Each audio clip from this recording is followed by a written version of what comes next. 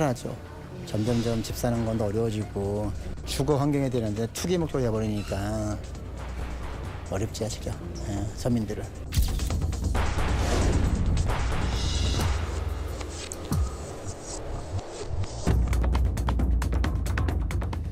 올라도 정말 가파르게 오르고 있는 것 같습니다. 서울의 아파트 값이 3.3제곱미터당 3.3제곱미터 예전 많이 통용되던 단위로는 평이죠. 한 평당 1억까지 나가는 아파트가 나왔다고 합니다. 가령 24평짜리라고 한다면 24억 원이 되는 셈인데요. 이런 아파트가 서울에 실제로 있다고 합니다. 왜 이렇게 부동산 값은 계속 오르고 있는 건지, 정부는 거기에 대해서 어떤 대책을 갖고 있는지 저희가 이 시간에 자세히 분석을 해보도록 하겠습니다.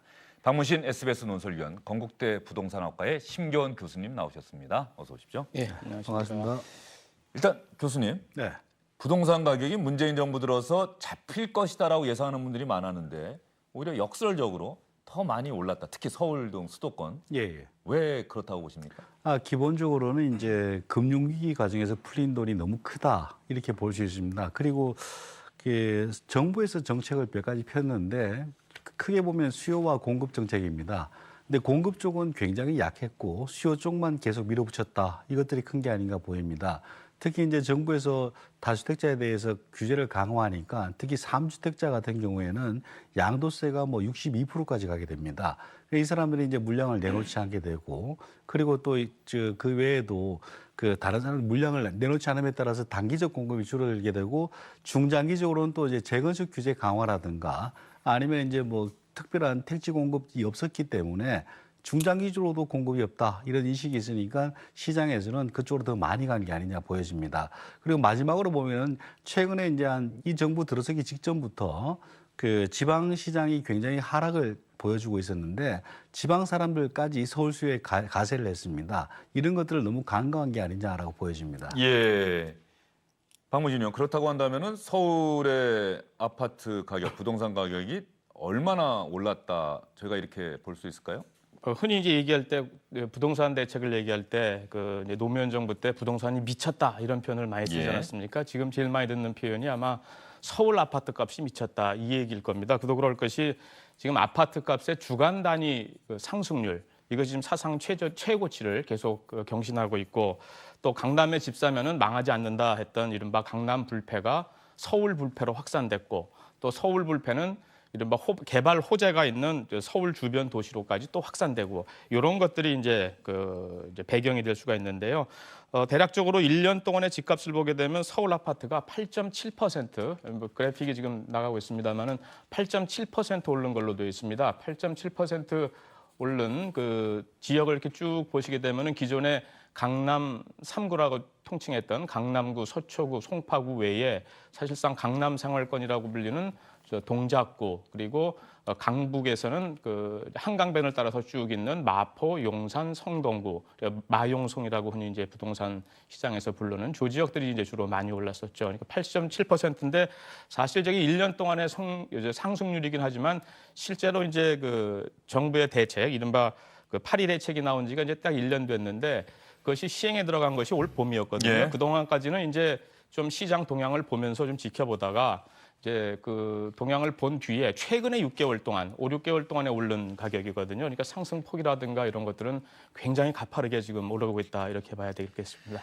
그리고 뉴스에서 또 신문에서 많이 다뤘던 것이 이렇게 서울의 부동산 가격이 급등하는, 아파트 가격이 급등한 한 이유가 박원순 서울시장의 용산 여의도 개발 이 발표 때문이었다. 그래서 박원순 시장이 급하게 그 공약을 보류하겠다라고 하는, 그 발표를 보류하겠다라고 하는 발표까지 했는데 말이죠. 네, 뭐 그것도 거기에 맞습니다. 이유가 있다고 보세요? 뭐 최근 한 4주, 5주 전까지만 해도 서울시장은 그렇게 폭등 양상은 띄지 않았습니다. 그런데 이제 박원순 시장이 싱가포르에서 발표를 하고, 그리고 이제 그다음 지나고 나서 지난주에 이제 강북 재개발 발표를 하고, 그러고 나서 폭등 양상을 보이기 시작합니다. 지금 여기에 통계하고는 잡히진 않지만은 용산구 같은 경우에는 8월 20일 KB에서 조사한 자료를 보게 되면은 예. 일주일에 1.76%가 폭등했습니다. 52주로 곱하면은 뭐 어마어마하게 폭등한 것이죠. 예. 그러던 것이 이제 오늘, 어제 그 사이에 이제 얘기를 좀 들어보면은 그 가격이 호가가 내려가고 있다까지 나오고 있습니다. 그러면 이제 뭔가 하면은 이 개발 호재라는 것 때문에 굉장히 시장이 반응을 하고 있다라고 보여지고, 그리고 이제 근원적인 문제는 유동자금이 워낙 많은 상태에서 강남에 대해서는 투자가 조금 꺼려지는 상황인데 어딘가 투자처를 찾고 있는 상황에서 그 발언이 나왔다는 게 중요합니다.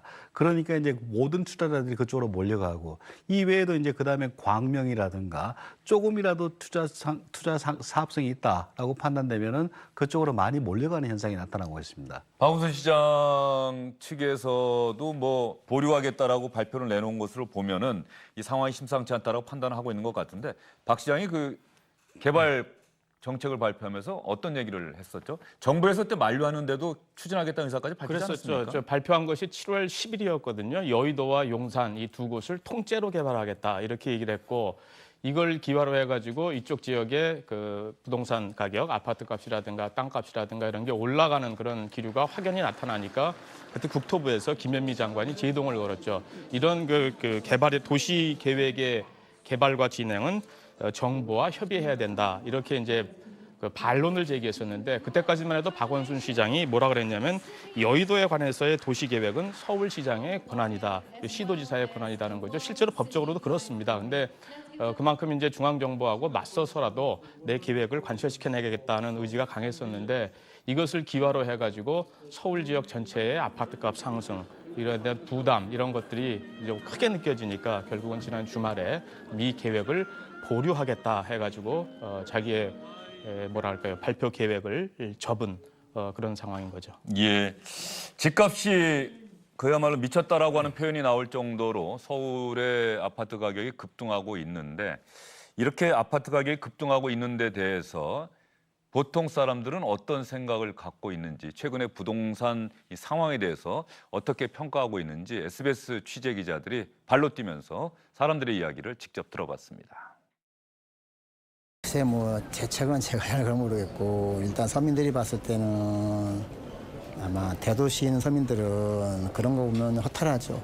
점점점 집 사는 건 더 어려워지고 주거 환경에 되는데 투기 목적으로 해버리니까 어렵지 하시죠. 예, 서민들은.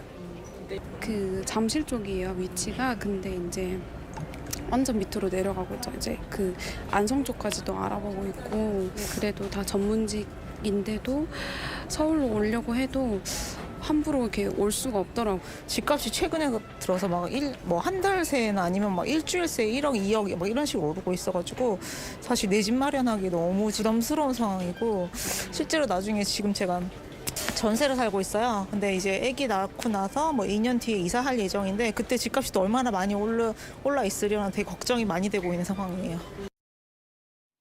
이렇게 걱정을 하고 있으면서도 또 이 걱정 속에서 지금 가격이 많이 오르고 있지만 지금이라도 또 아파트는 사둬야 되는 것은 아닌 건지, 이렇게 또 생각하시는 분들도 많은 것 같습니다. 이 부분에 대한 보통 사람들의 이야기 또 들어보시죠. 무리해서 사고는 쉽지 사실. 사고는 쉽은데 그거 샀을 때 나중에 이제 뭐 부동산 폭락하고 뭐 했을 때는 괜히 샀다는 생각 들 수 있을 거고, 언젠가 이제 계속 집은 오르긴 오르겠죠 사실요. 이제 노무현 정부 때도 정책으로 뭔가 집값을 조정하려는 분위기가 있었는데, 그럼에도 불구하고 집값이 오른 것을 학습 삼아서 요즘에도 정부가 누리를 하고 있으나 사람들은 그때 기억을 되살아서 교훈 삼아서 다시 살려고 하는 추세가 좀 있는 것 같긴 합니다. 정부에서 누리려고 해도 떨어지지 않을 거라는 막연한 우려와 걱정이 있고, 그래서 좀 더 늦기 전에 빨리 사야겠다는 생각을 하고 있습니다. 저는 두 인터뷰 내용이 기억에 남습니다. 직장은 서울 잠실 쪽인데 지금 직구하는 데는 저 경기도 안성까지 그렇죠. 보고 있다. 지금 또 마지막에 나오신 이 부분, 정부에서 누르려고 해도 집값은 떨어지지 않을 거다. 늦기 전에 빨리 사야겠다. 예. 이미 올랐지만 그래도 지금이라도 사야겠다. 예. 이 불안 심리가 상당히 큰 요인이 되는 커지고 겁니까? 있죠. 예. 예, 커지고 있고, 기본적으로는 이제 선진국 정부를 보게 되면은 단기적인 수요 대책은 거의 하지 않습니다. 그 대신 이런 건 있습니다. 가격이 올라가게 되든 떨어지게 되든 공급이 늘어나거나 줄어드는가 이런 정책을 굉장히 많이 하는데 우리나라 같은 경우에는 이제 김현미 장관이 처음 국토부 장관이 들어오면서 얘기했던 게 공급 문제는 아무 문제도 없다. 충분하다. 다만 투기꾼들이 문제다. 투기꾼을 잡으면 모든 게 해결된다라고 했습니다.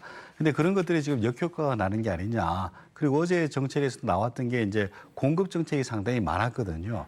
공급이 이제 부족하면은 가격은 항상 오른다. 이런 것들이 최근 한 31년간 지표 조사한 게 31년인데 예. 그간 보여준 면입니다. 그래서 정부에서 이제 사실 그 시장 상황 판단이라든가 정책 판단에서 약간의 오류가 있지 않았나 그렇게 판단이 됩니다. 그래서 이제 가격은 더 변동폭이 커지고 이렇게 거래량 없는 상태에서 가격이 올라가면은 보통은 이제 가격의 변동폭이 커지기 때문에 단기적으로는 뭐 순간적이긴 하겠지만 폭락까지도 나올 수도 있습니다.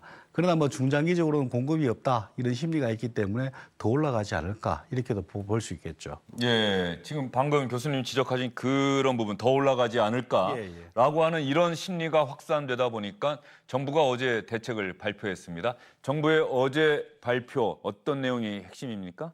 일단 크게 두 가지입니다. 하나는 규제를 더 강화한다는 내용이 하나가 있고요. 예. 그다음에 지금까지는 내놓지 않았던 지금 교수님 말씀하셨습니다마는 공급을 조금 늘리는 쪽에 그쪽에 숨통을 터주는 정책이 추가로 발표가 됐습니다. 예. 우선 규제 강화라는 측면에서 보면은 투기 지역 또는 투기 과열 지역 지구를 추가로 지정하는 그런 것으로 요약될 수 있는데 투기 지역으로 확정된 곳은 4군데입니다. 기존의 투기 지역 지금 화면에 나오고 있습니다만은 투기 지역이 아니었던 그러니까 비강남권의 4군데. 그러니까 강북에서는 종로구, 중구, 동대문구. 저 노란색으로 함수 이남에서는 표기가 동작구. 되는데 그죠? 그렇습니다. 예. 그 4군데가 투기 지역으로 지정이 됐고요.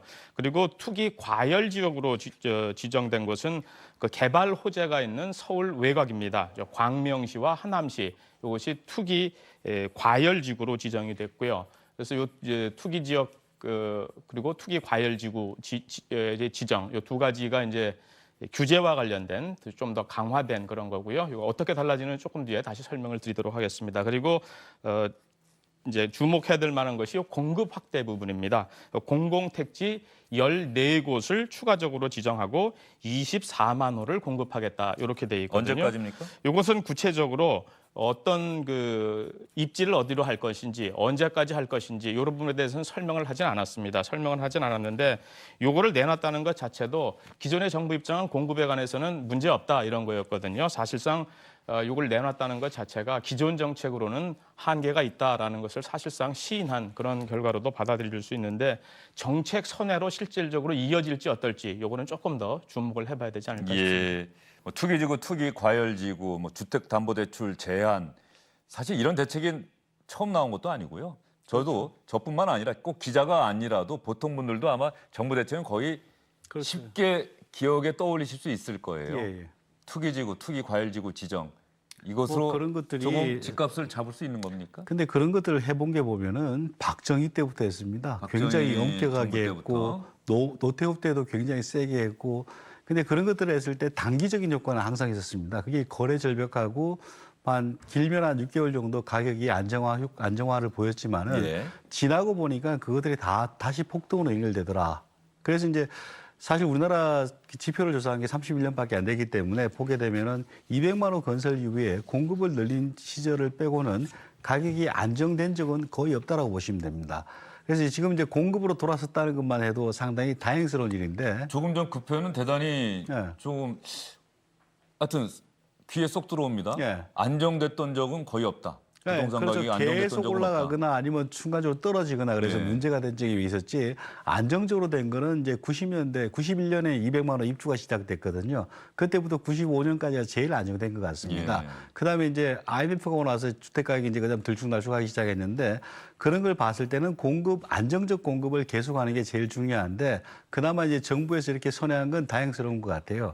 근데 다만 문제점은 뭔가 하면은 지금 택지 지정을 발표했으니까 발표하면은 그 직후에는 보통 폭등을 합니다. 그 주변 지가가. 그리고 이제 서울시는 또 오를 가능성이 높아요. 그렇기 때문에 이제 이번 정부에서 과연 이 카드를 택할까 이런 고민도 좀 있었을 것 같은데 중장기적으로 6, 7년 지나서 이제 입주를 하게 되면 안정적이 될 것 같습니다. 그래서 저는 참 상당히 이번 정부의 결단을 높게 보는 것 중에 하나는 이 효과 자체가 다음 정부로 넘어가는데도 불구하고 이런 장기적 정책을 지금이라도 택했다는 건 굉장히 높게 봐야 된다. 다만 아쉬운 거는 최근 몇 년간 그 정책을 한 번도 취하지 않아가지고 이렇게 악화시킨 거에 대해서는 책임을 느껴야 된다. 이렇게 느껴집니다. 문재인 정부가 출범한 지가 1년 1년, 반밖에 예. 되지 않았기 때문에 예. 최근 몇 년이라고 하시는 건 아, 과거 정부까지 지금 거슬러 1년 반, 올라간 예, 맞습니다. 지난 과거 1년 반 정부에서 동안. 맞습니다. 예, 예. 알겠습니다. 그렇다고 한다면은 결과적으로 정부가 또 다른 추가 대책 내놓아야 하는 것 아니겠느냐. 상황이 뭐 쉽게 안정이 되겠느냐. 뭐 이런 전망들이 많던데 추가 대책이라고 한다면 어떤 것들이 있을 수 있을까요? 추가 대책 관련해 가지고는 이제 주택실장이 어제 그 대책을 얘기하면서 이렇게 얘기를 했습니다. 세제와 금융 분야에서 추가 보완 대책을 마련 중이다 이렇게 얘기했거든요. 결국 예. 세금 더 강하게 매기고 금융 이 대출의 규제를 좀 더 엄격하게 했다. 이것이 결국 추가 보완 대책인데 이 말에서 이제 추정할 수 있는 것들이 결국은 지금 양도세를 비과세하는 양도세를 내지 않아도 되는 그런 조건들이 있지 않습니까? 이 조건을 조금 더 강화하는 것. 지금은 예를 들어서 1주택자의 비과세 요건이 실거주 기준으로 2년입니다. 요거를 예를 들어서 3년으로 더 늘리겠다라든가 아니면 보유세를 더 강화하겠다라든가 아니면 뭐 이런 것들이 포함될 수 있는데 결국 저는 이번 대책에서 의미 있게 지금 지켜봐야 될 것은 이 규제보다도 규제라는 것은 이미 사람들이 다 경험을 해봤는데 규제로 인한 여러 가지 뭐 세금의 어떤 강화 이런 거. 근데 결과적으로 봤더니 3, 4천만 원 세금 더 냈는데 집값은 3, 4억이 올랐다. 이래 버리니까 지금 사람들이 불안한 심리 그리고 또 공포 이런 것이 가세하면서 부동산도 하나의 심리인데 이런 것들이 계속 이게 악순환 구조를 지금 만들고 있는 거거든요. 그런 관점에서 본다면 지금 어제 내놓은 것 중에서 있는 이 공급을 좀 지원하겠다 하는 공급을 내놓겠다 하는 확대하는 요거에 대한 액션 플랜 요것이 예. 구체적으로 얼마나 현실성 있게 담보돼서 진행되느냐 요것이 이번 정책의 결국 관건이고 성패를 좌우하는 요인이 되지 않을까 이렇게 생각이 됩니다. 네, 정부가 대책을 발표한다고 해서 당장 무엇이 달라지지는 않겠죠. 달라질 때까지는 좀 시간이 필요한데 또 많은 분들이 인내심 갖고 또 그것을 기다리고 이러지를 않기 때문에 늘 정부에서 하는 일이 어렵다는 생각이 드는데 이번 정부의 부동산 대책이 실효를 거둘 수 있을지 앞으로 기자들 또 SBS에서도 계속해서 관심을 갖고 지켜보도록 하겠습니다. 두 분 수고 많으셨습니다. 예, 수고하셨습니다.